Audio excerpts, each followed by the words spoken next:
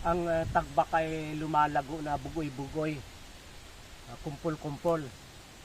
Isang kwan siya kasi sumusuwi siya ng marami. At ang isa sa mahusay sa tagbak ay yung kanyang labong, para itong kawayan na may labong tayo hahanap. Ang kanyang puno ay parang puno ng luya, ganyan, oh. May mga laman yan dyan. Hindi panahon ng taglabong. Ang laman nito, pag kinawa hindi ganong malaki, pero para siyang luya.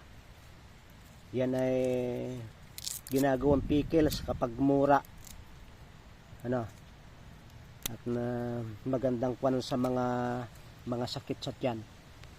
Ginagawang pickles. Itong kinukudkod at itinatapal kung saan may mga namamaga, kung saan mga masasakit. Pagka pantapal ang pag-usapan, mas mahusay ang laman kaysa dahon.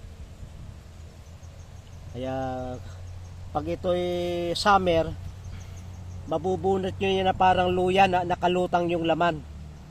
Yun ang palatandaan na pwede kayong mag-stock ng laman ng tagbak.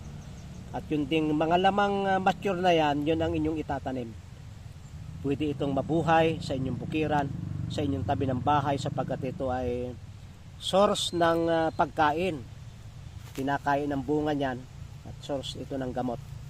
Maraming salamat sa pagsubaybay nyo sa Natural Wellness, si Pastor Vita.